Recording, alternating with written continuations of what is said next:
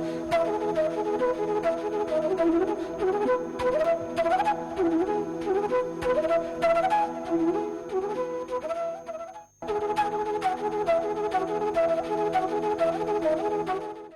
friends, good afternoon and welcome to EduSat Live Lectures.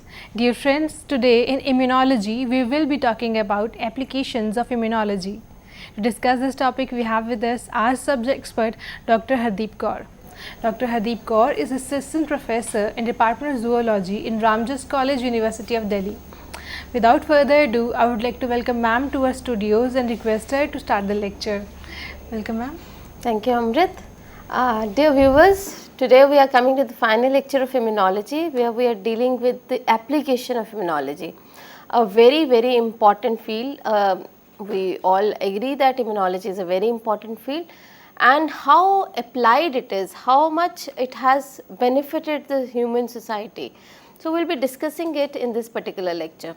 Now, to discuss this lecture, I have divided this lecture into various parts, and I will be covering the application of immunology as follows. I will be dealing with therapeutic antibodies, which are like polyclonal as well as monoclonal antibodies. Under this, I will be telling about a brief history about monoclonal antibodies, the method of construction, that is hybridoma technology, application of monoclonal antibodies. Of course, very important field of vaccines and vaccination success stories. Then immunotherapy, specifically to desensitization during hypersensitivity, as well as immunity and cancer, anti-venom therapy, serology, how immunology has been effective in serological tests. So, I will be covering my lecture in these particular titles. Now, importantly, we must understand that immunology, by this time I am sure you know that immunology is very important field. Immune system is a very important system in our body. It is very essential to combat various pathogens, be it bacteria, virus, parasites, multicellular parasites, anything, fungi, so worms, anything, any pathogen, sometimes very harmless pathogens like pollen also. So, technically, just to take care of anything which is conceived or perceived as a foreign material by the body, here for immune system comes and have a very important role to play. Now, after having established that immune system is very important, this field of immunology, how has it advanced in benefiting the human society? We will be covering that in this particular lecture. So, coming first to the therapeutic antibodies, we know that whenever there is an antigen, by this time you must be knowing that antigen has numerous epitopes or antigenic determinants on itself. Now, whenever there is an antigen coming inside the body, every epitope will elicit an immune response from a B lymphocyte. That means, for every epitope we will have a specific antibody to counteract it. Now, understandably, these epitopes are different. Now, because of that, every epitope will lead to a different antibody production. So, technically, one antigen having numerous epitopes is leading to antibody production from various different B cells. Therefore, we can say every time there is a pathogen entering our body, it is leading to production of polyclonal antibodies. Polyclonal means various types of antibody, various clones of B lymphocytes are getting excited or are getting induced or getting triggered and leading to a polyclonal serum. Now, is polyclonal serum useful? Of course, it is useful. If polyclonal serum is produced, it is definitely going to be better for killing an antigen, because antigen has various epitopes. So, it will be much more effective than a monoclonal serum. Technically, we do not get monoclonal sera normally in a body, but at times the monoclonal antibodies, that is antibody which is against a particular epitope, is essential for certain therapeutic purposes, for certain diagnostic purposes, or just to do some research. If we want to understand an antibody structure, we must have a particular antibody in hand, or if we want to understand an antibody against a particular epitope, so desirably we should have a particular antibody in good quantity. Now, to get a monoclonal antibody, from the serum? As I said, normally it is very difficult. So, there are two methods to get monoclonal antibodies. Now, before we come to those, let us understand what are therapeutic antibodies. So, therapeutic antibodies, as I just told you, could be polyclonal or could be monoclonal. If it is polyclonal, it is against many epitopes present on an antigen. However, if it is monoclonal, it will be against a single antigen. Polyclonal antibodies are mixed in nature, that is, each antibody identify a slightly different antigen or an epitope. However, a monoclonal antibody identify only one particular epitope or an antigen. So, as you can see in this slide, now if in the previous one you will see that it is a polyclonal sera where the antibody is having it's joining to various different epitopes on a particular antigen. You can see these epitopes I have shown as a circle, as a triangle, as a square. So, there are various different types of epitopes, and different antibodies being raised against different epitopes is forming a polyclonal sera. In the second half of the slide, you will see that a particular antibody, this antibody which is a monoclonal antibody, is being raised against the triangular epitope. So, it is against a particular, of course, we do not have a triangular, circular or square epitopes. This is just a depiction to show that a polyclonal will be against many different types of epitopes. However, a monoclonal antibody will be against a particular epitope present on an antigen. So, understandably, a polyclonal sera would be much more effective in combating a pathogen, because it will be more effective in forming a lattice structure or matrix structure and removing the antigen. However, monoclonal antibodies are useful, as I just told you, for various other purposes like diagnostic purpose, for research purpose, for various other purposes. As we will go further in our lecture, we will understand how useful are monoclonal antibodies. So, what are monoclonal antibodies? So, monoclonal antibodies are a single type of antibody that are identical and directed against a specific epitope or antigen or antigenic determinant, and are produced by B cell clones of a single parent or a single hybridoma cell line. Now, to understand this much better, let us come to let us know more about monoclonal antibodies. Now, there are two sources of producing monoclonal antibodies, either the myeloma proteins from plasma cell tumors or through the hybridoma technology. Now, when I say myeloma proteins from plasma cell tumors, this is the most naturally occurring monoclonal antibody production. Now, what happens? Rarely at times we have cancer of the plasma cells, or certain plasma cell undergo tumorigenic growth. Now, this generally does not take place, this is not a normal situation. In abnormal situation, let us say in multiple myeloma, the disease is called multiple myeloma, what has happened? A particular plasma cell, by this time you know that plasma cell is the antibody producing factory. It is a type of a B lymphocyte which is exclusively producing copious amount of a particular type of a antibody. Now, if this plasma cell undergo transformation, it will keep on producing that particular antibody. So much so that our serum may have 95% of that particular immunoglobulin against a particular antigen. So, this is a naturally occurring monoclonal antibody. So, we can take out serum, we can extract out that particular antibody from this serum, and it will be monoclonal in nature. Most of the time it will be monoclonal in nature. As I just told you, 95% of the proteins would be that particular immunoglobulin against that particular epitope. Now, this is generally not true always. I mean, of course, this is an abnormal situation. It has been found that such naturally occurring myeloma tumors can also be induced. For example, when you inject mineral oil in the peritoneal cavity of certain mice, we can actually, like biopsy and certain mice, if you put mineral oil in the peritoneal cavity, it leads to induction of certain myeloma tumors. Now, as such, myeloma tumors is not very easy to grow in case of humans. Of course, it is an abnormal situation where multiple myeloma takes place in human. So, this is one source of naturally occurring monoclonal antibodies. Now coming to the second source, which is called the hybridoma technology, a very, very important technology. Now a little bit about the history of hybridoma technology. The Nobel Prize in Medicine and Physiology was awarded to Kohler, Milstein and Jernej in 1984 for devising a method, of course the hybridoma method, for developing monoclonal antibodies.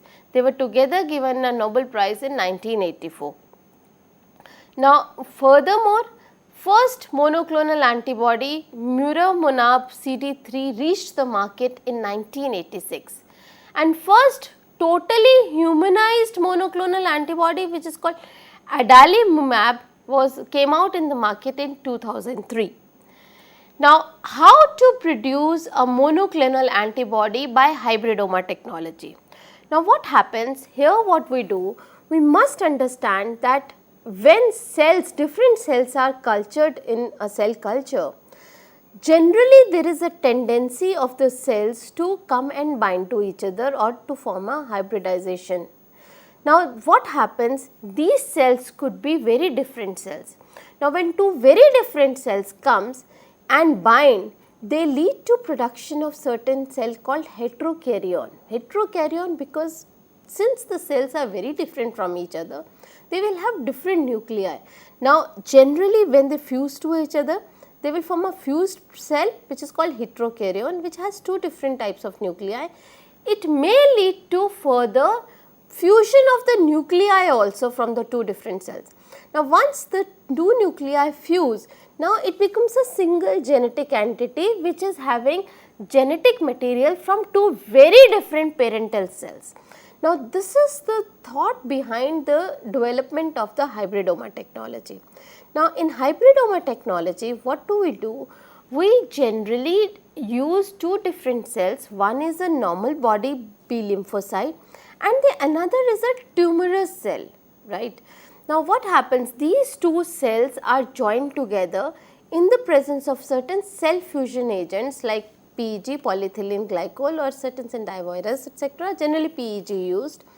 PEG, that is polyethylene glycol, promotes hybridization of two very different cells. It is a very important hybridization promoting agent. Now you can come back to this diagram and see that what do? Generally an antigen against whom we want to raise a monoclonal antibody is injected into the mice. Now once an antigen is injected, then antibody producing cells are removed from the spleen.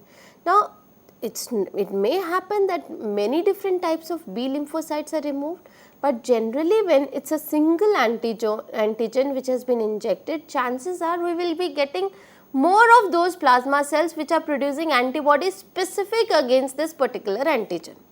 Now once this antibody producing plasma cell, which is a normal B lymphocyte, is been extracted from the mice, it is fused to another cancerous plasma cell.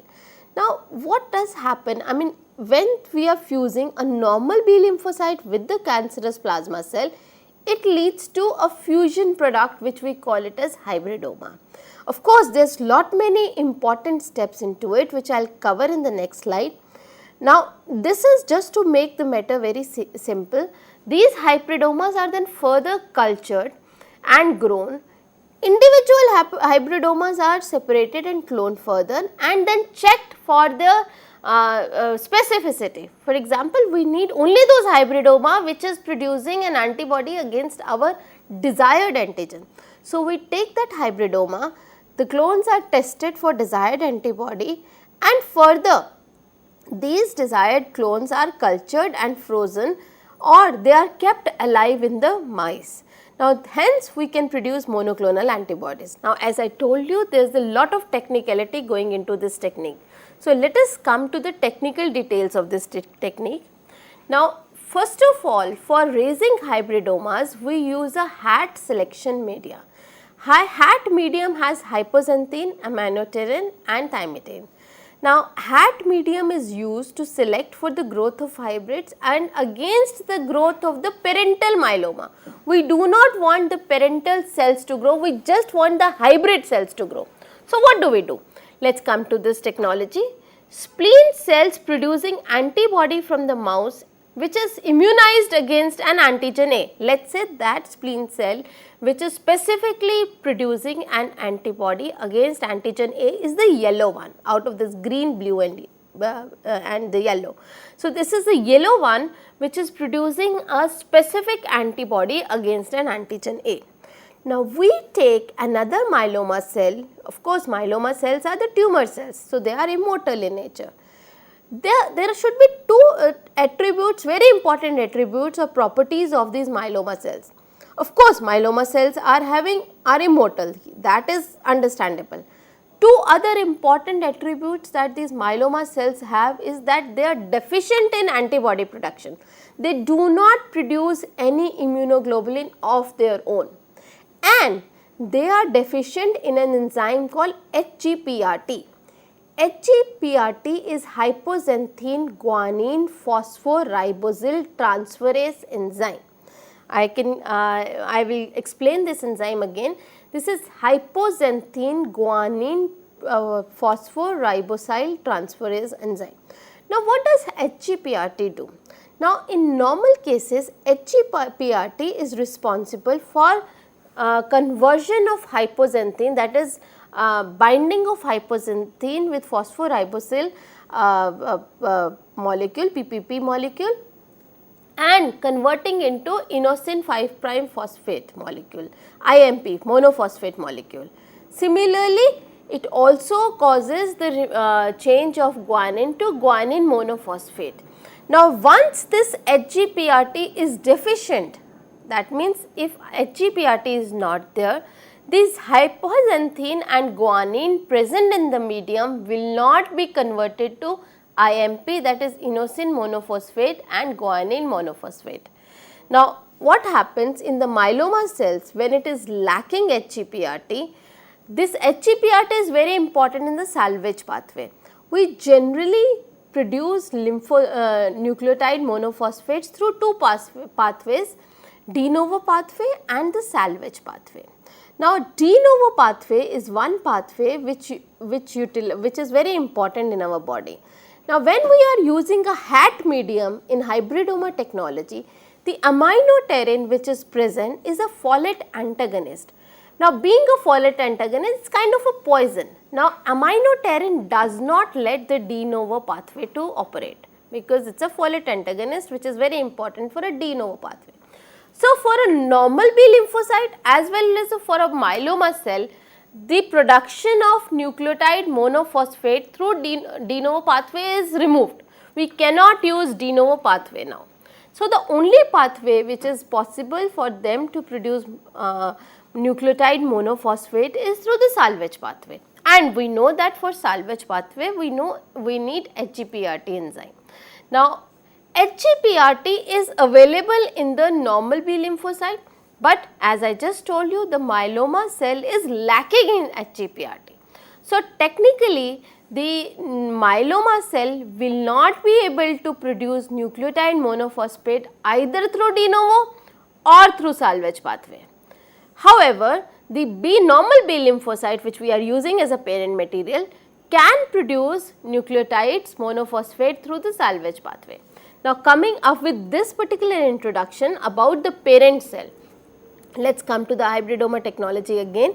So, this parent cell one which is a normal B lymphocyte which is producing a particular antibody of our choice is being fused to the myeloma cell which cannot produce an antibody and which is HGPRT negative. That means, here it is devoid of anything which can help it to produce any nucleotide monophosphate.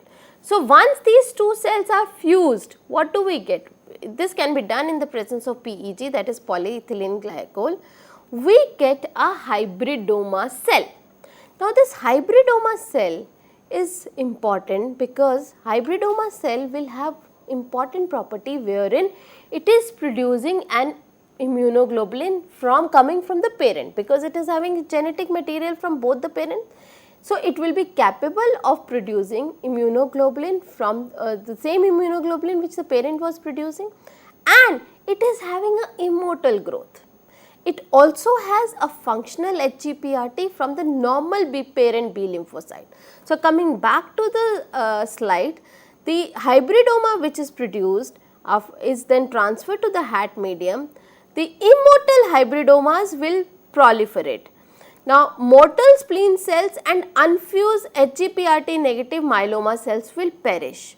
We know because the myeloma cell, the parent myeloma is deficient in HGPRT, so it cannot produce the very essential mononucleotides because it is not able to do de novo or salvage pathway. However, the spleen cells, of course the normal B lymphocytes which we are using as a parent will finally perish because ultimately it is a mortal one, it will not form a big colony. So, the only colonies which will be formed will be of the hybridomas.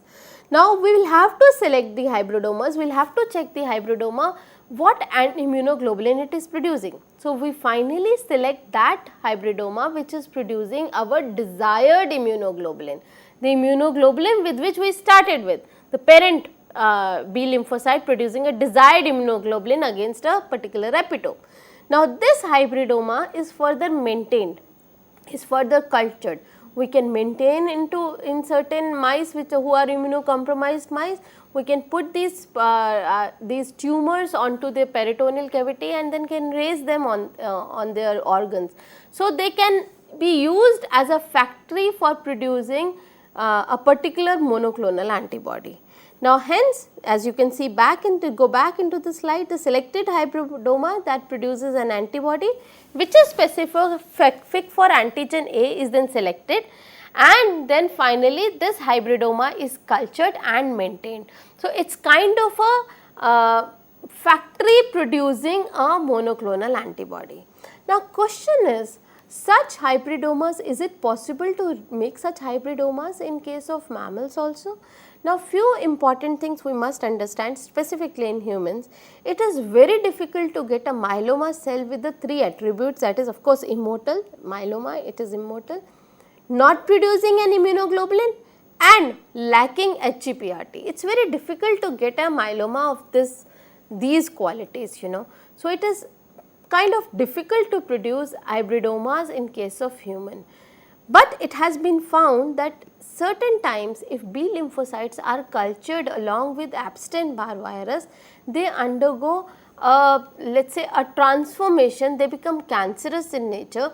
So, now since a B lymphocyte is producing a particular type of immunoglobulin, and if it undergoes transformation or has become tumorigenic or has become cancerous, then it will be producing more and more cells of the same type.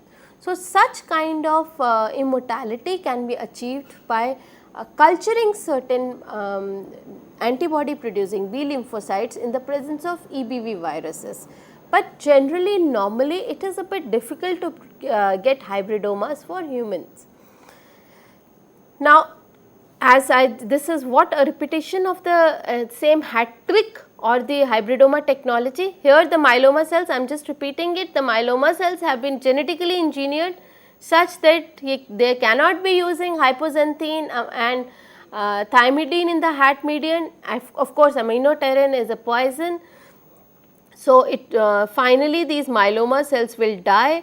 Of course, they lack HGPRT, and the spleen cells, because of having a limited lifespan, will also die. So, only those B cells that are fused with the engineered myeloma cells are going to survive, as shown in the previous slide in the HAT medium. So, this is what is called a HAT trick. Now, coming to the application of monoclonal antibodies, the monoclonal antibodies have huge application when we are talking about diagnostic tools. These are the antibodies which are capable to detect tiny amounts of molecules even in picogram, per ml. Now, a monoclonal antibody can be used to detect pregnancy only 14 days after conception. Other monoclonal antibodies allow rapid diagnosis of hepatitis, influenza, herpes, streptococcal, chlamydia infections, etc. Diagnostic imaging. Monoclonal antibodies that recognize tumor antigens are generally labeled with iodine 131. Now, whenever a monoclonal antibody is having a radioisotope attached, and it goes and binds to a particular antigen. Naturally, it is carrying the radioisotope along with it. So, if we we use an X-ray, we will develop the X-ray and we can actually localize the exact location of the antigen. This is what is the basic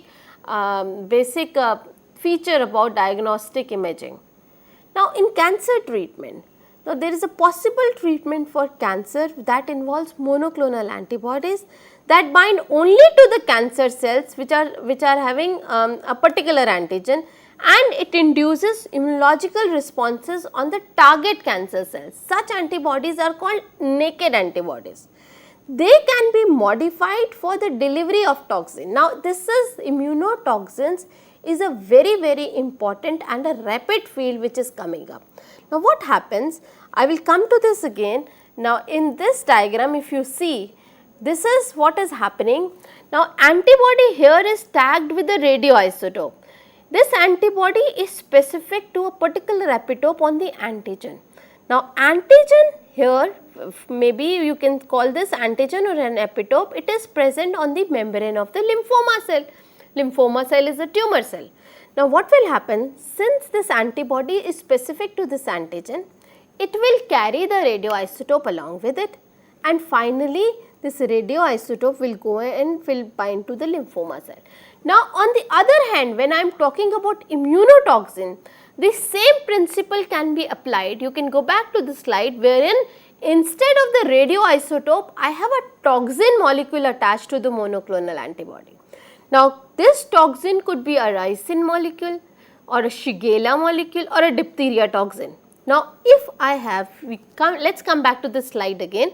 If we have an antibody which is attached to a toxin molecule, toxin as I just told you it's Shigella or something, this antibody comes and binds to the epitope. Now, once this toxin is coming along with an antibody to the epitope, this toxin is delivered onto the lymphoma cell. What will it cause? This toxin leads to inhibition of the protein synthesis. Now, once the protein synthesis is inhibited into the lymphoma cell, it is stopped, it will lead to perishing of the lymphoma cell. So, it is a very important technology wherein the immunotoxins are used to kill the lymphoma cells and hence are called immunotoxins. Now, so monoclonal antibodies can be modified to deliver toxins, to deliver radioisotopes or to deliver cytokines. Of course, they are utilized to clear and pathogens also. And a very important aspect of monoclonal antibodies is their use as enzymes, antibodies that express catalytic activity. Now, monoclonal antibodies can be raised against a hapten carrier complex. This hapten might be resembling a transition state of an ester which is undergoing hydrolysis.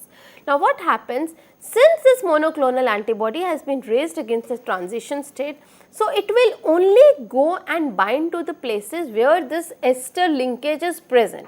So, technically it is having a dual role, it is acting as an enzyme also, and of course it is an antibody.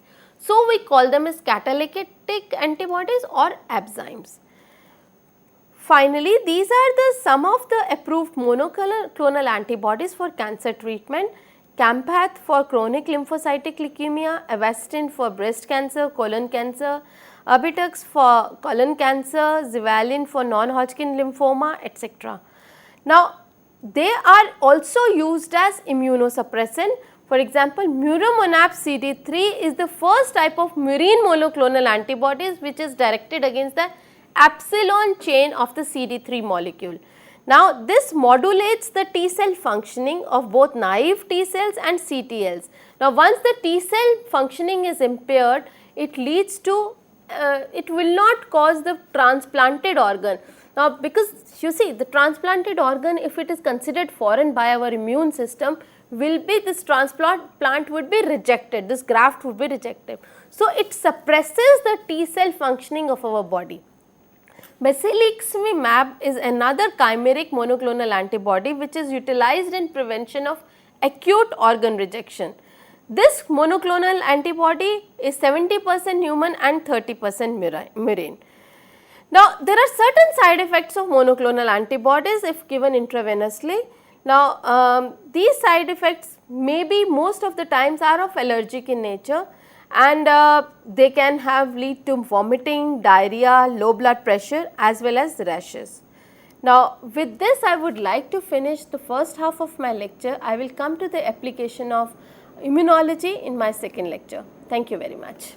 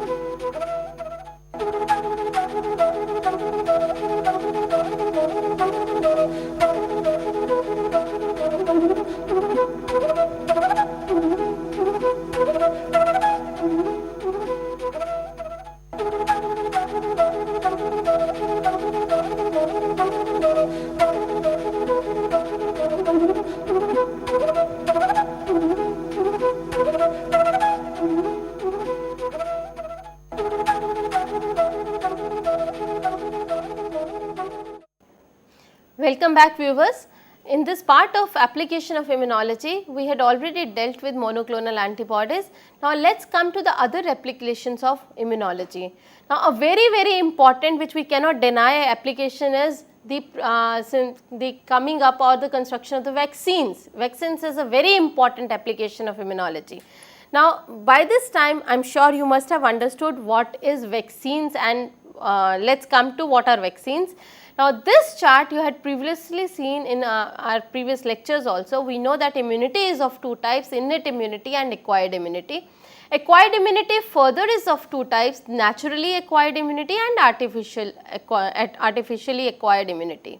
Now, when I am talking about the naturally acquired immunity, it is an active immunity wherein infection has occurred, so we are coming in contact with the pathogen and hence our immune system has got triggered. So, we call this as a naturally acquired active immunity. Now, when I say naturally acquired passive immunity is something like, for example, the antibodies a fetus receives from the mother during gestation.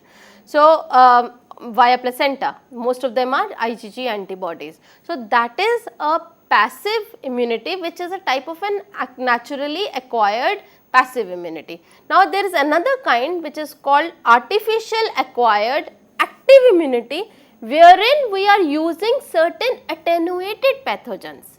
So, coming back to the slide, the artificially acquired active immunity will have vaccines, dead or attenuated pathogens which are utilized for creating a situation wherein our immune system gets triggered.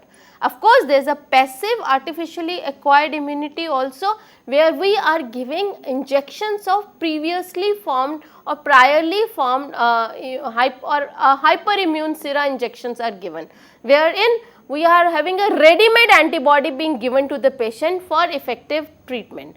Now, coming again to the same slide, here what we are bothered is about the active artificially acquired immunity. Now, as I just told you, here what we are using is, we are using dead or attenuated pathogens. Sometimes we use live pathogens also, but the dosage is very less.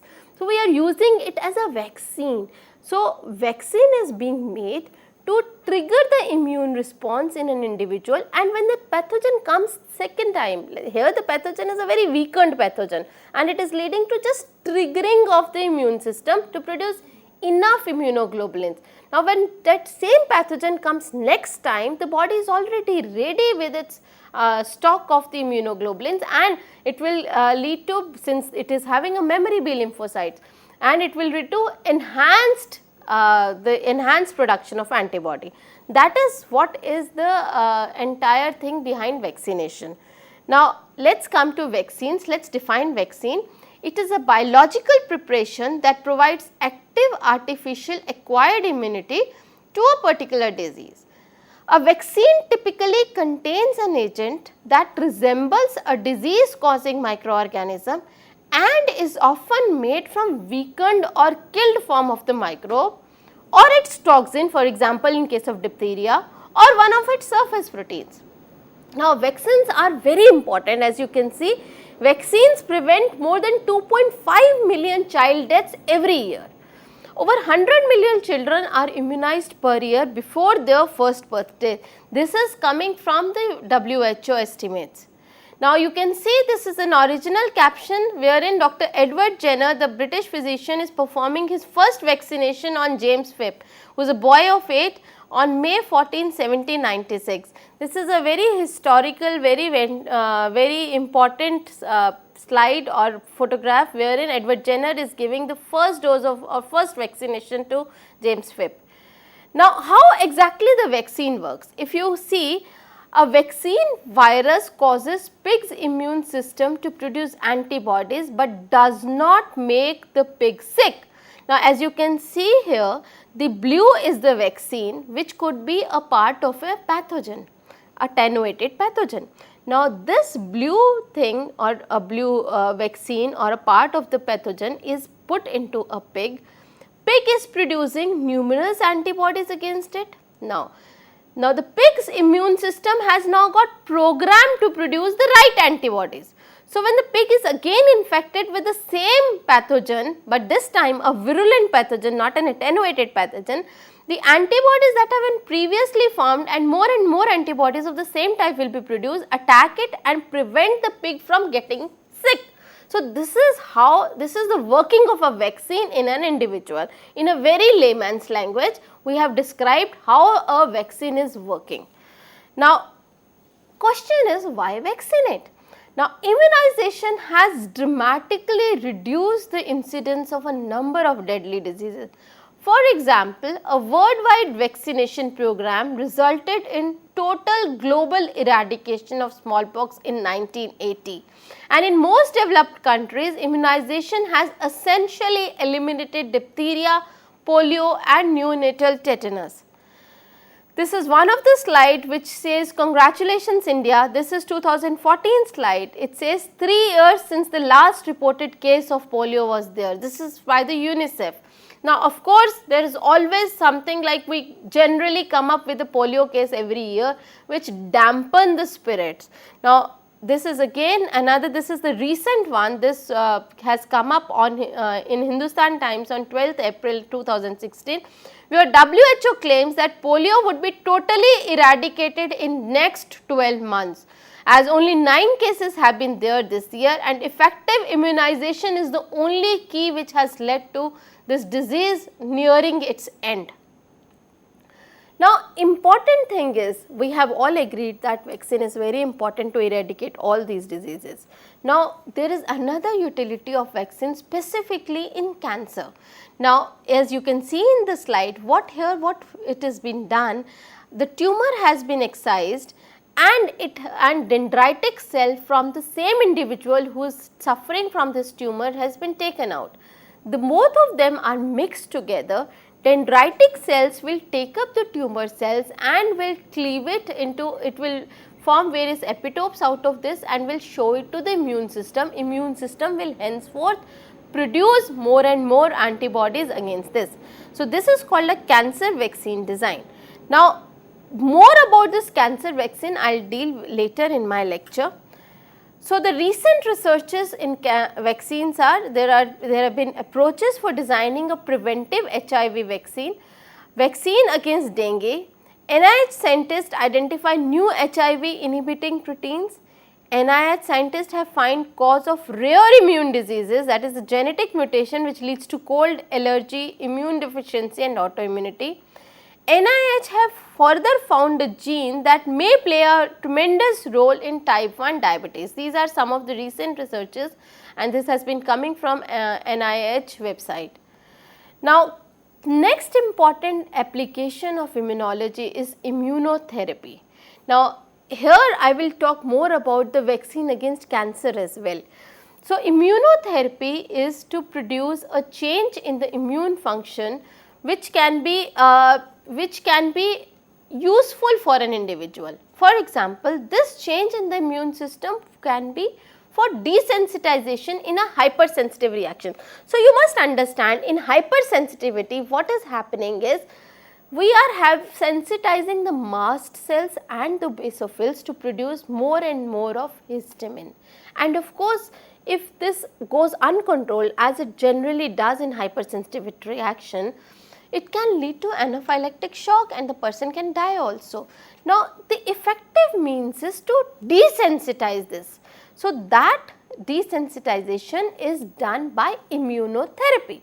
Another, immunotherapy can also be used against cancer. So, let us discuss this one by one.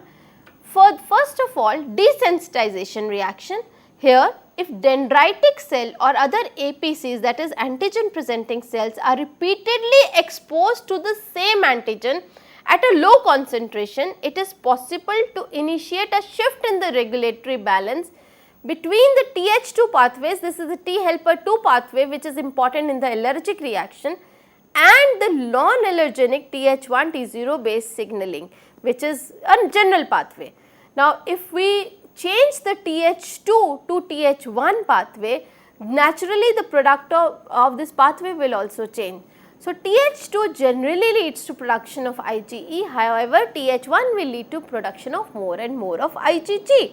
So, the circulating level of IgG against that particular antigen is increasing. Now, when later challenged by the same allergen, these IgG molecules will immediately bind to this allergen and will kill before it can reach the IgE which is present on the mast cell, thus preventing total prevention of the allergic response. As you can see in the lower half of the slide, there we have the dendritic cell which is having the antigen. Now, the entire immune response is shifted from the Th2 pathway to the Th1 pathway or T regulatory pathway, where there is a decrease in the IgE producing B cells while there is an increase in the IgG producing B cells. And as I just told you, more and more IgG if it is produced, and if the same allergen comes second time, these IgG will neutralize this allergen and this allergen will not get a chance to cross-link the IgE present on the mast cells or basophils, and hence the allergy reaction will not take place. Now, when talking about immunology in cancer or immunotherapy in the cancer, we must understand some of the surface antigens that are present on the cancer cells are constantly shed as proteins from the surface into the circulatory system. These shed antigens trigger an immune response. Now, generally what happens when these cancerous cells proteins, like these proteins or the surface antigens which are present on the cancerous cells are shed into the into our system, these many types of immune cells, whether it is lymphocytes, whether it is macrophages, whether it is T cells, dendritic cells, all come into play and will create an immune response against this T antigen, against this surface antigen. Now, this is what is called immune surveillance. So, technically our immune system is surveilling the system for any foreign material. The surface antigen present on the cancer cell is again a foreign material. Now, the breakdown of the immune surveillance will cause a metastatic stage or will cause a transformed state or will lead to tumor formation. Now, here is what I was telling you. Here in this slide you can see the green is the cancer cell, it is producing certain surface antigens. Now, these surface antigens are being taken care of by the macrophages, by helper T cells, by cytotoxic T cells, by natural killer cells, by antibody of course. Now, what happens in dendritic cell therapy or immunotherapy against the cancer cells, the tumor antigen is linked to a cytokine. Now, this tumor antigen linked to a cytokine is the dendritic cell is made to absorb this. So, complex bind to the dendritic cell and is taken in by the dendritic cell. Now, once the dendritic cell takes up this tumor antigen which has been linked to the cytokine, Now what it will do? It will do processing of this and will lead to presentation to the T cell. So, the dendritic cells display the tumor antigen and hence further activates the T cells. Now, when these activated T cells are more present in our immune system, they will go and fight against those same antigens which will be present on the tumor cells and will finally kill the tumor cells. So, this immunotherapy against the tumor cell is a new advancement in the field of immunology. Antivenom, also called antivenin or antivenin. It is a biological product which is used for the treatment of venomous bites or stings. Antivenom is created by milking venom from a relevant snake, spider, insect or fish. Now, the venom is then diluted and injected into a horse, sheep, rabbit or goat. Now, the subject animal will undergo an immune response to this venom, producing more and more antibodies against the venom active molecule. Now, what then we do? We harvest these antibodies by bleeding these animals. We take blood from these animals and we harvest these antibodies from anti-venom antibodies from these animals, and these antibodies are then used as an antidote against a venom, against a snake bite or against anything. So, this advancement of creating anti-venom antibodies is another very important application of immunology. Now, in serology, it is a branch of laboratory medicine that studies blood serum for evidence of infection and other parameters by evaluating antigen antibody reactions in vitro. Now, all those reactions which identify how much antibody is present in the blood are serological reactions. Now, serological tests may be performed for diagnostic purposes when an infection is suspected. Now, it mostly involves the detection of antibodies or antigens in the serum in infectious diseases. Now, let us understand what we are talking about the serum. I am sure you all know when a blood is taken in a tube and it is not given any anticoagulant or it is not given any coagulant, it is not causing coagulation. So, we have a liquid component, the WBC or platelets, they form the buffy coat and we have RBC down there. Now, this on clotting will lead to a yellow solution which is called a serum. So, we can say serum is plasma minus fibrinogen. Since fibrinogen has been used in the clotting of the blood, so whatever liquid portion is left, it is called serum in this case.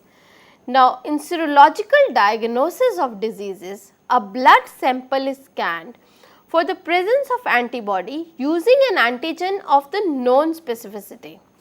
Now, a positive reaction is usually evident as some visible sign such as a change in the color or clumping that indicates a specific interaction between an antibody and antigen. Of course, the reaction at the molecular level is rarely observed, but most of the times the antigen antibody reaction are visible to the naked eye, maybe in the form of a precipitin arc or in the form of a clumping that has taken place. So, all these reactions are coming under diagnosis or diagnostics. Now, use of assay to detect the presence of antigens, we have some of the assays that are able to differentiate antigens, of course some are not able to. The first technique is called agglutination, where a known antiserum which causes bacteria or other particular antigens to clump together on agglutinate. It is based on this principle. The technique called complement fixation is based on the principle where a known antiserum mixed with the test antigen and complement is added. For example, sheep RBCs and hemolysins are added. Positive test leads to no hemolysis and negative test leads to hemolysis. There is another called enzyme linked immunosorbent assay. We will discuss this a little bit in detail, or ELISA, or enzyme immunoassay or EIA. It is a rapid test where an antibody or antigen is linked to an enzyme as a means of detecting a match between an antibody and antigen. There is another assay called fluorescent antibody assay, where a fluorescent dye is attached to the known antibody. when the fluorescent antibody reacts with an antigen, the antigen will fluoresce when viewed under a fluorescent microscope. These are few of the antigen detection tests.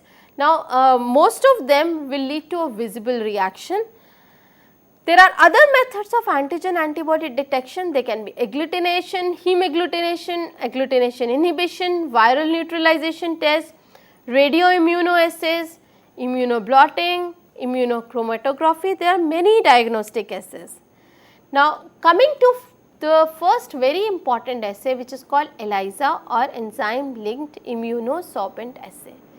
What do we do here? Enzyme is used to detect the binding of antibody to an antigen. Now, generally we have either the antigen or the antibody in a immobile phase.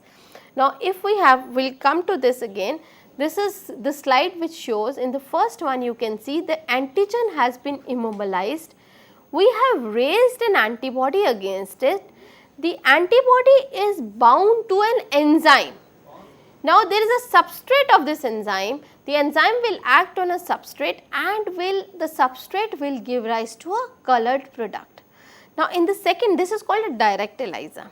In an indirect ELISA, there is a secondary antibody. The secondary antibody is an anti-antibody. That means the secondary antibody is raised against the primary antibody, and here the enzyme is linked to the secondary antibody. And of course, the principle is same. The enzyme will act on the substrate, will convert it into a colored product.